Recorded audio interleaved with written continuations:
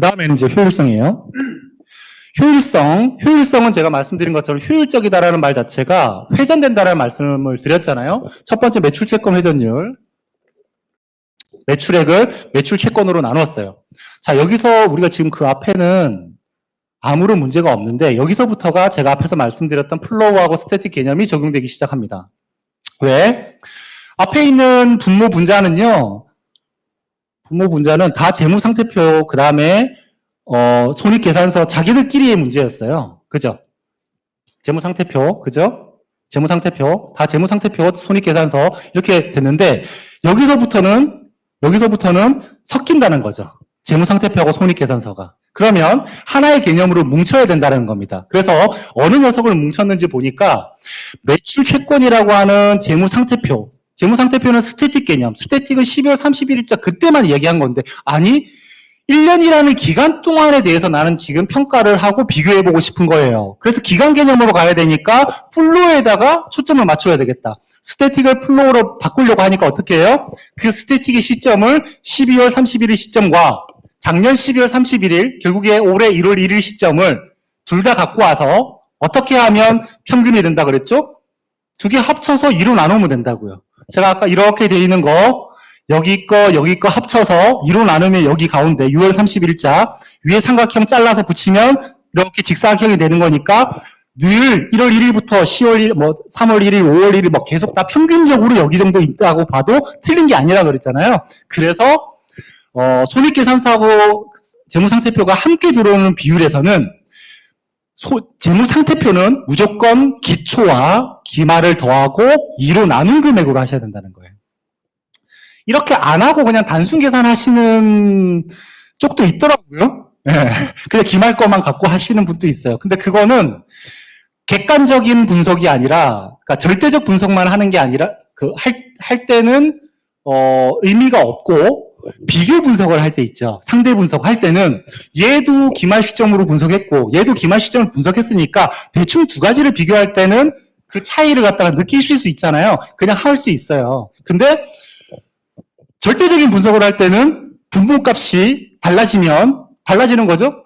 제가 키가 얼만데 키 대비 몸무게가 얼마다 이렇게 하는 게 의미가 있는 거잖아요. 그러니까 그렇게 절대적인 분석을 할 때는 두 가지에 대한 평균값으로 반드시 하셔야만 의미를 파악할 수 있다. 그러지 않으면 제가 볼 때 1842, 1781인데 이걸로만 계산을 했다라고 하면 이 금액이 이 숫자가 올라가겠네요. 한 37, 38로 올라갈 거예요. 그러면 이거 자체만으로 평가할 때 34를 평가하는 것과 37을 평가하는 건 다른 개념이 되겠죠. 하지만 얘도 똑같이 얘로 계산했고 얘도 똑같이 그걸로 계산했다면 두 가지에 대한 비교를 할 때는 사실 전혀 상관이 없겠죠. 그죠? 자, 그래서 회전율. 그럼 매출액을 매출 채권으로 나눴네요. 뒤에서 그 현금 주기를 제가 한번 보여드리면서 또 설명을 좀 드리긴 할 텐데, 매출 채권이라고 하는 녀석을 매출액을 나눠버렸다라고 하면, 내가 물건을 팔았어요. 외상으로 팔았겠죠. 그럼 매출 채권이 생겼어요. 매출 채권에 대한 걸 한 달짜리, 3개월짜리, 더 이상 넘어가면 그건 매출 채권이라 보기도 힘들고, 어쨌든 돈을 회수하는데 얼마나 시간이 걸리자는 개념이 되겠죠. 그죠? 내가 1년에 120억을 팔았어요. 3개월마다 내가 돈을 회수한다라고 평균을 친다고 생각을 해보세요. 그러면 120억이 4로 쪼개져서 30억만큼으로 이 120억이 회전돼서 만들어진다는 의미잖아요. 회전율을 더 높였어요. 30억이 아니라 20억으로 6번을 돌려도 되겠죠. 10억으로 12번 돌려도 되겠죠. 결국에 아까 앞에서 말씀드린 것처럼 내 투하된 자본 대비 수익률을 따질 때 50억 넣어서 1억 번 거랑 10억 넣어서 1억 번 게 다르다고 했잖아요. 이 회전율 개념도 이 사업을 하는데 얼마만큼 자금이 투하되어 있느냐는 거고, 투하되어 있는 돈을 만들기 위해선 파이낸싱이 필요하죠. 파이낸싱에 대한 비용이 또 들어가죠. 결국에는 수익성하고도 또 직결되겠구나. 회전율이. 그래서 회전율은 우리가 높일수록 좋다. 우선 자산과 관련된 회전율은. 자, 그래서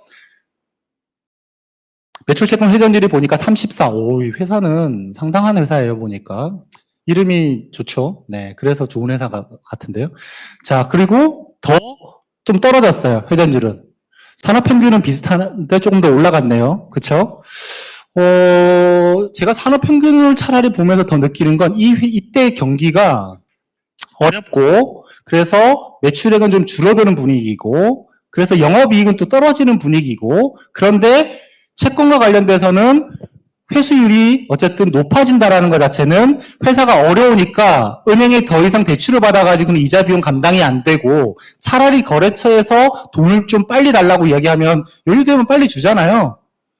아니에요? 저도 뭐 이렇게 할 때 최근에도 연말 연초에 그렇게 했었거든요. 아, 미안한데 이거 세금 계산서 1월 3일 날 좀 끊어주면 안 되겠니? 이런 얘기를 했었거든요. 조정을 하듯이 부탁하면 들어주거든요. 자, 그래서 산업 전체적으로 좀 어려운 상황인데 이 회사 같은 경우는 회사가 현금성 또 여유가 있죠. 그러니까 좀 더 풀어준 개념이 될 수도 있죠. 매출액의 변화도 당연히 매출액은 보니까 63에서 7로 늘어났네요. 매출액 그만큼 해줘서 고마워. 그런데 그걸 좀 천천히 줘도 돼. 라는 느낌으로 조금 여유를 좀 더 부려줬다. 이렇게 생각하시면 되는 거예요. 그러니까 이 회사는 지금 전체적으로 유동성이나 아니면 현금성이나 이런 부분의 어려움은 전혀 안 보여요.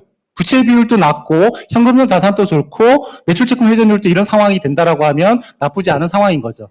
자, 그런데 이게 34, 29 이렇게 높지 않고 뭐 2, 3 이렇다. 그럼 노력해서 5, 6 이런 식으로 노력해서 바꾸셔야 돼요.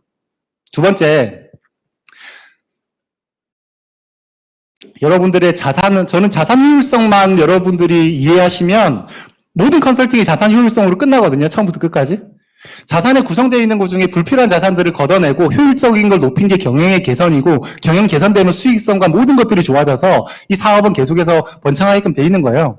자, 그 부분에 있어서 매출 채권 자체가 진성일 수도 있지만 안진성일 수도 있어요. 매출 채권 말고 뒤에 바로 재고자산도 마찬가지거든요. 진성일 수도 있고 안진성일 수도 있어요. 최근에 상담을 회사인데 의류회사입니다.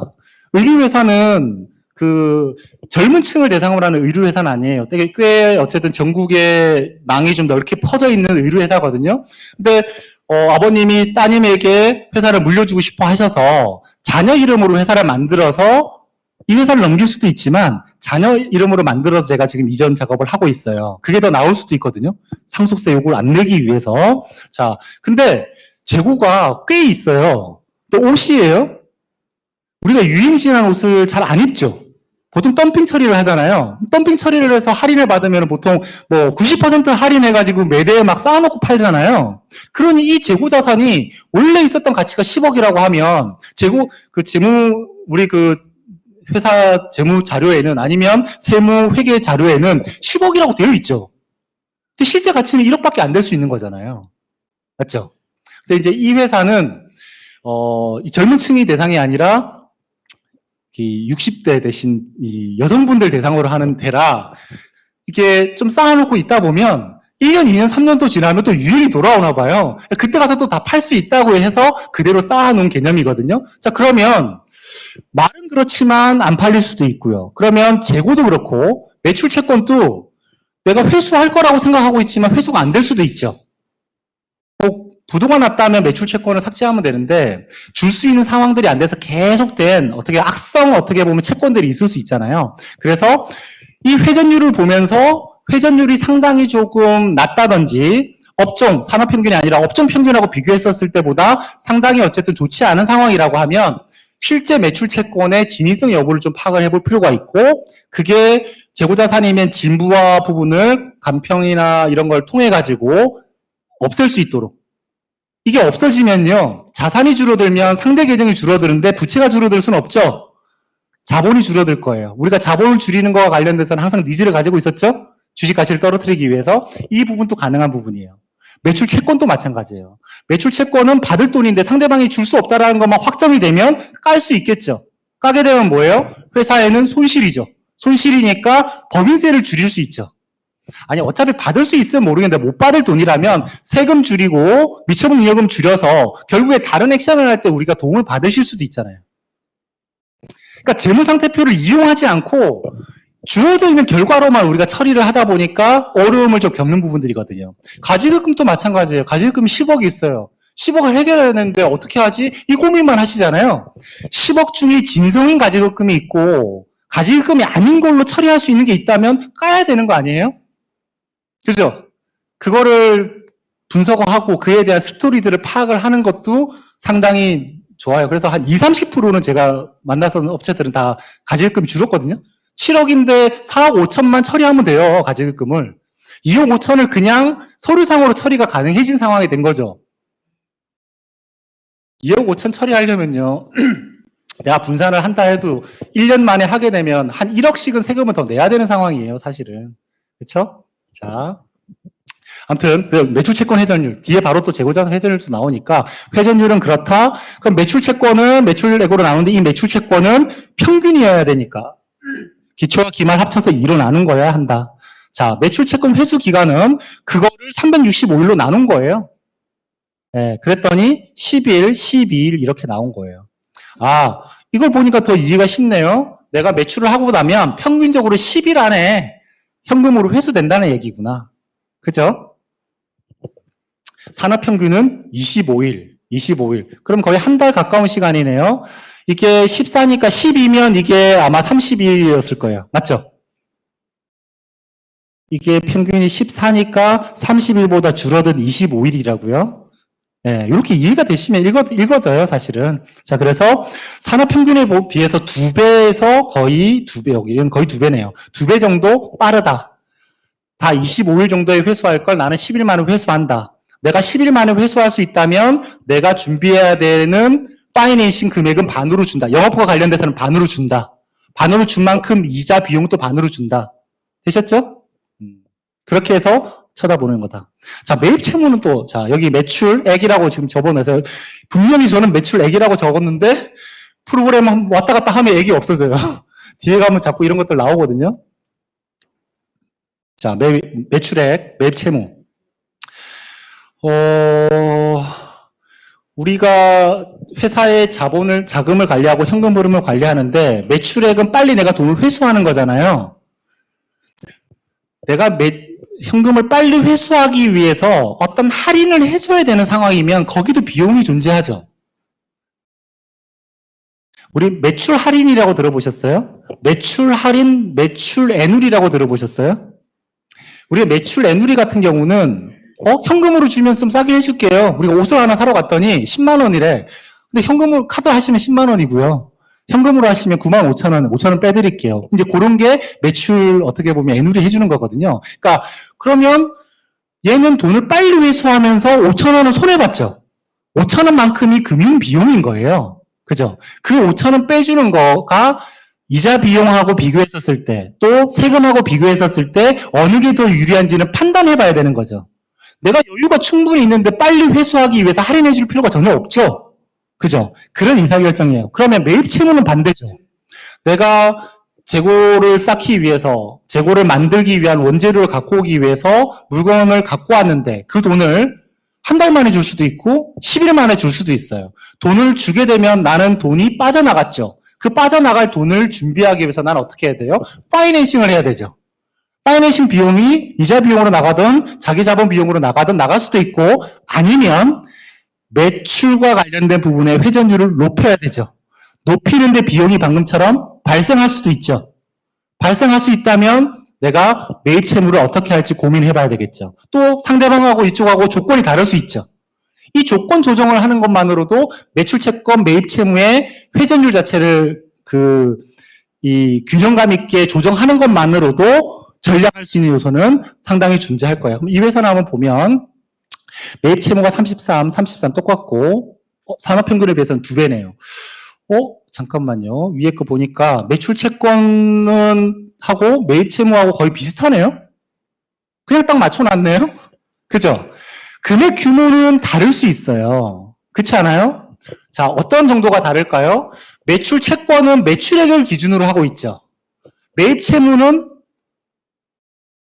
완전하진 않지만 매출 원가 중에서도 원재료나 이런 쪽이 더 그러니까 제조를 한다라고 하면 많이 달라지고 제조가 아니라고 한다면 매출 원가하고 거의 일치되겠죠. 그죠? 그러면 매출액이 항상 매출 원가보다는 더 높은 게 일반적일 거니까 이쪽 규모가 사실 좀 더 클 거예요. 그죠?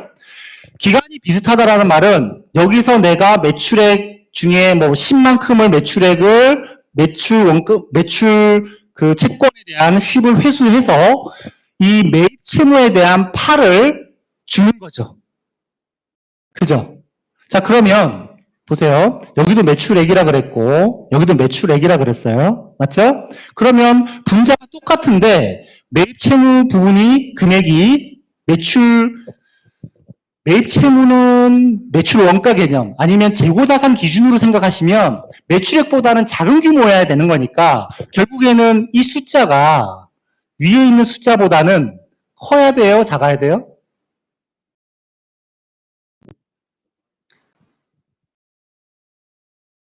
헷갈려요? 자, 분자는 똑같은데 분모가 작아져요. 그럼 커져야 되는 거 아니에요? 일반적으로? 자, 그래서 커졌는지를 보자는 거죠. 34인데 33이에요. 29인데 34. 아, 2년도는 커졌네요. 그죠? 이해되세요? 무슨 말씀이신지? 하나만 보지 않고 연결시켜서 보면서 회사의 전체적인 흐름을 볼 수 있고 영업 정책도 볼 수 있고 프로세스를 다 볼 수 있거든요. 커져야 되는데 안 커졌다라고 하면 어떤 의미가 있을지, 그죠? 이제 그걸 파악을 하는 겁니다. 어찌됐건 두 가지 비율은 비슷하게 유지가 되어야 되겠다는 거죠. 왜 그럴까? 내가 기본적으로 사업을 하기 위해서 파이낸싱을 했는데 그 파이낸싱을 한 걸로 비유동 부채 말고요. 이 사업을 하기 위해서는 재고를 생산하거나 사오고 그 재고를 생산하고 사온 것 자체를 팔아서 매출 채권으로 만들고 매출 채권을 현금으로 어쨌든 내가 회수하고 그게 다시 물건을 사온 매입 채무 부분에서 또 매입 채무를 갚아주면서 또 물건을 갖고 오고 이 회전으로 자연스럽게 돌아가야지 돌아가는데 더 많은 돈이 지출돼야 되는 상황이면 어떻게 해요? 추가적인 파이낸싱이 필요하죠. 그죠? 추가적인 파이낸싱을 하게끔 되면 또 부채를 더 일으켜야 되는 상황이 벌어지고 비용이 더 발생되게 되는 상황이잖아요. 그러니까 이 두 가지를 잘 맞추는 게 필요하죠. 그럼 결론. 매출 채권 회전율하고 매입 채무 회전율은 비슷하게 맞추자. 하지만 비슷한 것보다는 매입 채무 회전율이 조금 더 높은 게 일반적이다. 근데 극단적으로 더 한번 해볼까요? 이제 여기서 제가 재무 관리를 좀 해본다. 내가 재무 담당 이사다. 관리를 좀 해보겠어요? 파이낸싱 비용을 줄이기 위해서 파이낸싱 총 금액을 줄이고 싶어요? 그럼 내가 현금성으로 내가 어쨌든 회사에 머무는 기간을 길게 만들고 싶어요? 그러면 돈은 빨리 회수하면 현금이 오래 머물겠죠? 그죠? 줄 돈은 어떻게 해요? 천천히 주는 거죠. 조금만 천천히 주면 내가 유지해야 될 현금 규모가 적어지잖아요. 적어지면 파이낸싱을 조금 줄일 수 있잖아요. 이해되시죠? 그래서 매출 채권 회전율은 높이고요. 매입 채무 회전율은 낮추는 게 기본적인 재무관리의 방향이다. 다만 사업이고 관계성이니까 무리하게 해서는 절대 안 되겠죠. 그리고 여러분들 저기 영업하시면서 뭐 대표님하고 진행하고 나면 소개를 보통 좀 받으시잖아요. 매출처 쪽에 소개를 받으세요? 매입처 쪽에 소개를 받으세요? 둘 다 받으셔야죠, 당연히. 소개 안 받아요? 무조건 소개 받으셔야죠. 소개받는 것만큼 쉬운 비즈니스가 영업이 없어요. 왜? 이 대표님이 받았던 서비스를 내가 가서 설명하려면 그분이 이해하는데 많은 시간이 걸리거든요. 근데 소개를 하잖아요. 내가 이런 거 했는데 나한테 이런 일이 생겼어. 너도 그렇게 한번 해봐. 그러면 대표님이 뭐라 그러시냐면 저도 똑같이 해주세요라고 해. 똑같이 진행하는 거기 때문에 앞에 부분에 시간이 세이브가 되고요. 그냥 바로 클로징이 들어가거든요. 자, 매출처는 우리가 일반적으로는 매출처가 갑일 것 같죠. 일반적으로는 그렇잖아요. 내가 물건을 파니까 얘가 사주는 애니까 갑일 것 같아요. 그러니까 소개해달라 그러면 조금 조심스러울 수 있어요. 근데 내 물건이 경쟁력이 있다? 이 매출처는 이 물건을 받고 싶어서 안달이 나 있는 곳이다? 그러면 당연히 의미가 있겠죠. 근데 매입처는요? 내가 사주는 거죠. 이 업체에 대해서 나름대로는 갑의 기본적인 스탠스가 있을 수 있죠. 훨씬 더 소개받기가 좋을 거예요. 그죠? 그러면 매입처에서 현금 흐름이 유지가 돼야 되는 건 거고 관리가 필요하죠. 두 번째는요, 내가 좋은 어떤 물건을 생산하기 위해서는 아니면 뭐 생산이 아니라 유통하기 위해서는 좋은 물건을 받아야 되는데 이 업체가 망가지거나 어려워져서 사라져버리면 난 손해예요. 갑이 중요한 게 아니라 갑으로서 을을 더 잘되게 운영하는데 도움을 줄 필요가 있거든요. 대표님, 단순해요. 우리가 핸드폰, 아니 뭐 이걸 하나 만든다고 해볼게요. 여기 나사가 있어요. 나사 하나를 내가 공급받아야지 이걸 만들 거 아니에요. 정말로 좋은 나사, 정말로 한번 쪼아놓으면 잘 풀리지 않는 나사를 이 회사에서 공급받고 있었어요. 근데 이 회사가 부도가 나서 망해버렸어요. 다른 회사랑 계약을 했어요. 그 회사도 똑같은 규격이니까 끼우면 잘 맞을 것 같죠? 절대 그렇지 않다라는 거예요. 이 안에 성분이 비율이 어떻게 되냐에 따라서 열에 대한 반응, 그 다음에 어떤 약간 그 마찰력 같은 것 때문에 더 잘 풀릴 수도 있고요. 그게 내 물건에 대한 어떻게 보면 퀄리티를 떨어뜨리죠. 그럼 고객 만족도가 떨어지죠. 매출처 떨어지죠. 회사가 어려워져요. 그러니까 매입처도 관리를 필요로 하거든요. 매입처에 대한 관리가 필요하다면 매입 채무 회전율을 공격적으로 할 수는 없죠. 그죠? 덜 공격적으로 하되 그 회사에 대한 재무적인 관리들도 제가 서비스를 좀 해드리고 싶다. 소개를 해달라고 해서 보통 소개를 저는 좀 받아요. 여러분도 좀 받으시고 가서 인사를 꼭 해드리겠다. 대표님께서 저한테 비용을 지불하셨다라고까지도 얘기해요. 어차피 저는 피를 받고 컨설팅을 하니까 그냥 무료로 다 해드리는데 그냥 무료가 아니라 대표님께서 소개해 주시면서 저한테 충분한 어떻게 보면 페이버를 주셨기 때문에 대표님 도와드리러 왔다라고 하면 이미 뭐 분위기는 좋아지죠? 그렇죠? 자, 매입 채무 회전율. 자, 지급 기간은 반대로 365로 나누면 되죠. 자, 그래서 10일, 11일, 11일 정도. 이거에 어쨌든 2배 정도의 속도예요. 자, 그럼 비교해보죠. 위에 거랑. 12일, 10일. 그죠? 원래는 10일, 10일. 요게 또 어떻게 보면 정상인데, 지금은,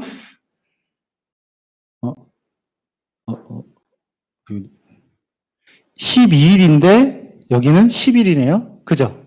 아, 이 회사는 여유가 좀 있다. 이렇게 생각하시면 돼요. 나는 12일 만에 회수하지만, 너한테는 10일 만에 준다.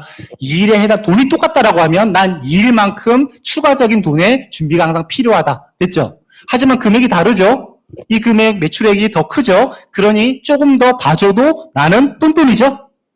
결국에 똔똔을 유지하려면 매출 채권 회전 기간보다 매입 채무 회전 기간이 조금 더 길어져도 상관없다라는 거죠. 와닿으시죠? 네. 매입 채무 회전율까지 얘기 드렸고 재고자산은 뭐 매출 채권하고 똑같이 보시면 되죠. 매출액 대해서 재고자산으로 나누는데 재고자산도 기초와 기말 합쳐서 2로 나누셔야 돼요. 재고자산 회전율은 19, 20 전후로 보고 산업평균은 뭐 17, 19 이렇게 돼 있어요. 앞에 잠깐 볼까요? 매입 채무가 33 해서 10일 정도인데 여기는 18일 정도라고 돼 있어요. 재고 기간이라는 게. 매입 채무 매출 채권은 온라인을 하는데 매입 채무는 조금 더 금액이 작으니까 길어져도 상관이 없다. 근데 재고자산은 어쨌든 좀 더 기네요. 왜 그럴까요?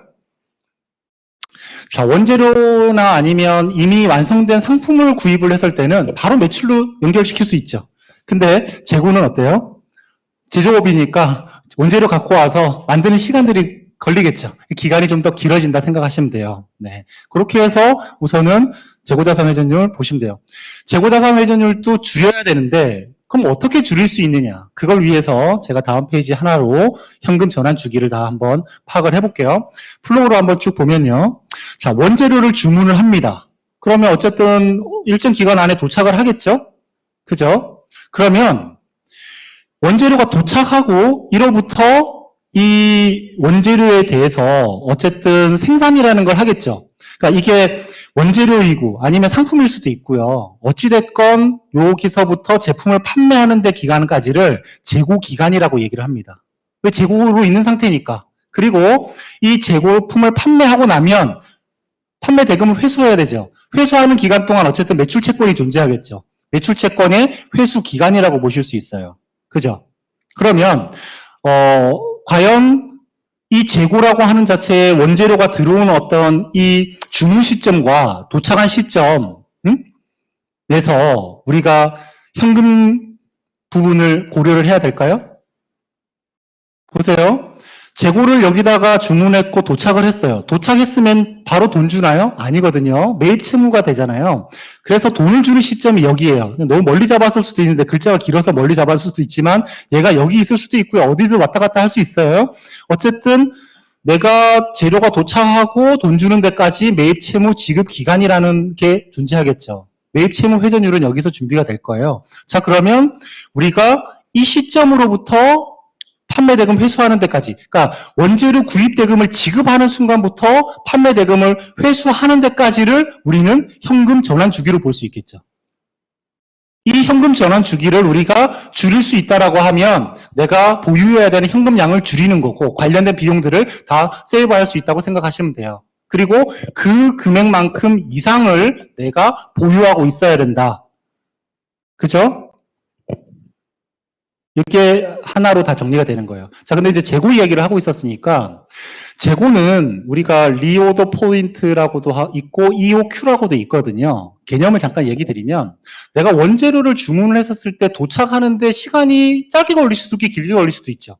국내에서 이미 가까운 물류 잘 돼 있는 데서 갖고 온다. 그럼 금방 도착하겠죠. 우리 택배처럼. 근데 해외에서 원재료를 수입을 해야 된다? 그럼 꽤 오래 걸릴 수 있죠.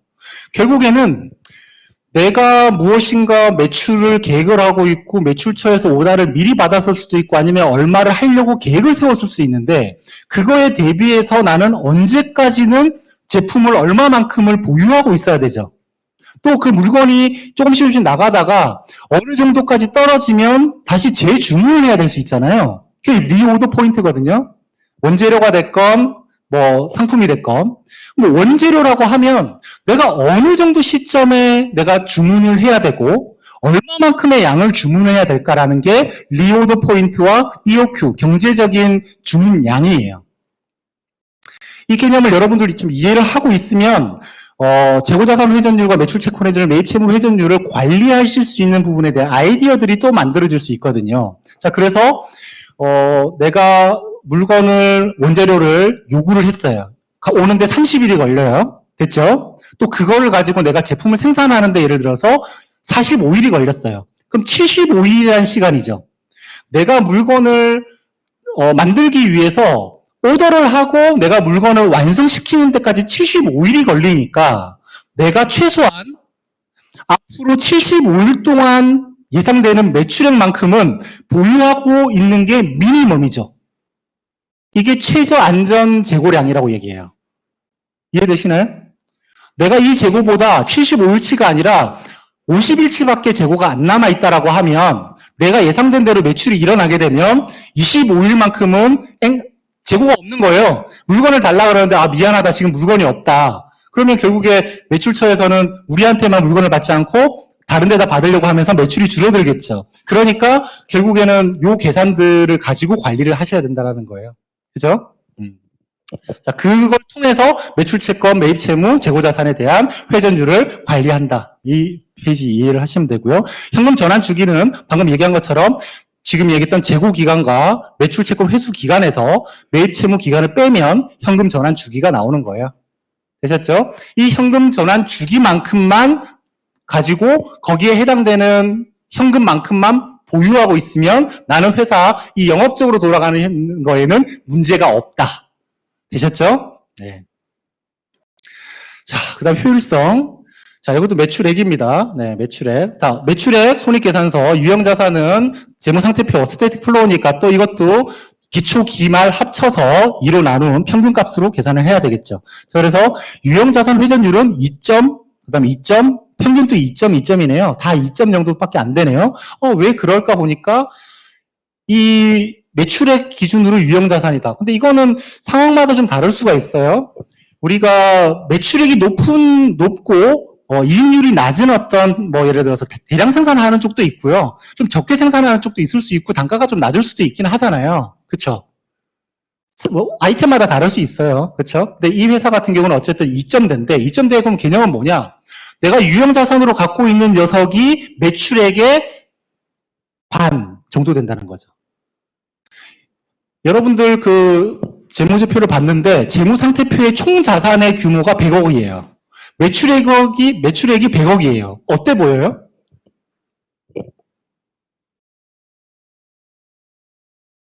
매출액이 좀 더 높았으면 좋겠어요? 아니면 어때요? 자산, 총 자산이 100억인데 파이낸싱은 어떻게 했는지 모르겠어요. 부채가 어떻는지 자본이 상관없어요. 왜? 그거는 전혀 사업하고는 상관이 없다니까요. 자산보다 매출이 좀 많으면 마음에 좀 여유가 생기지 않아요? 왜 그러냐면 느낌상 자산 100억을 가지고 100억 매출을 했다?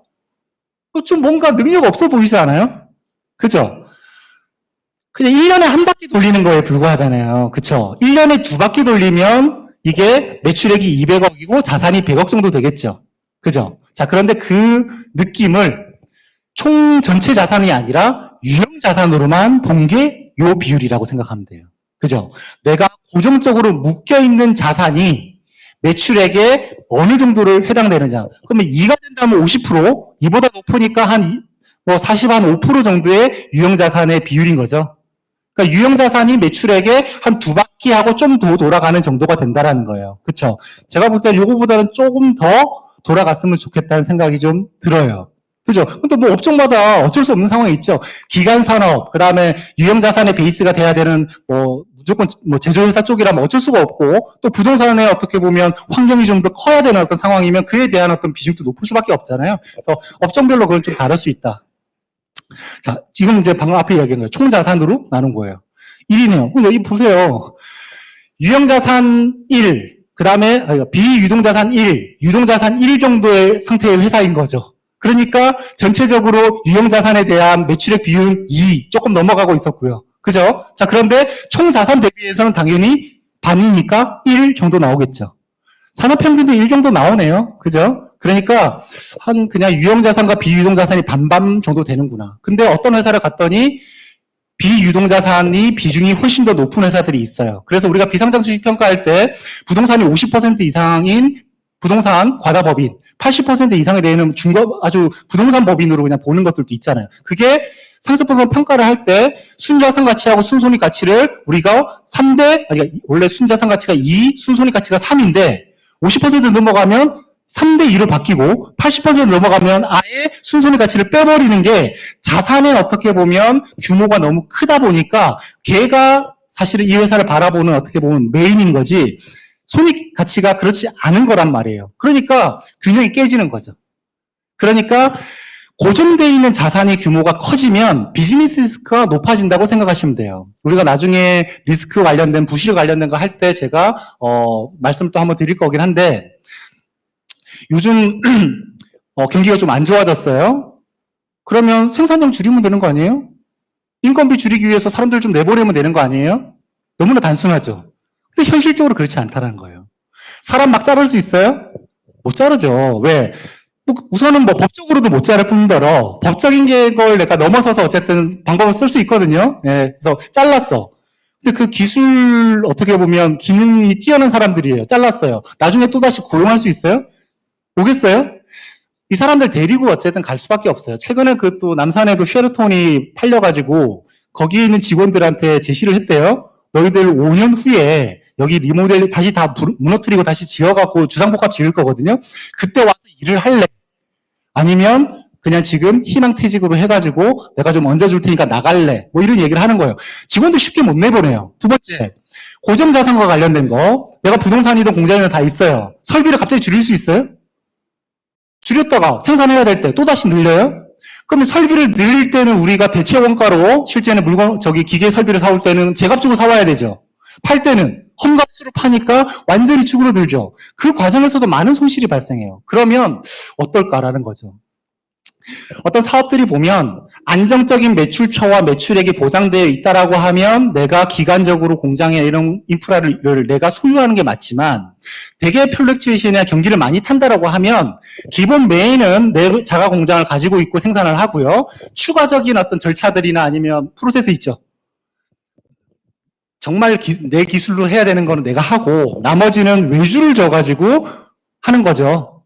아니면 최근에 마스크 같은 것도 그렇죠. 마스크 공장 20개 사달라고 중국에서 연락 오고 막 몇천억 준비해 있고 막 이런 일 많았거든요, 사실은. 근데 지금 이제 갑자기 마스크 이제 넘쳐가지고 거의 그거 값 됐잖아요, 사실은. 그러니까 그런 변동성이 고정 자산을 내가 많이 갖고 있을수록 리스크가 높은 거거든요.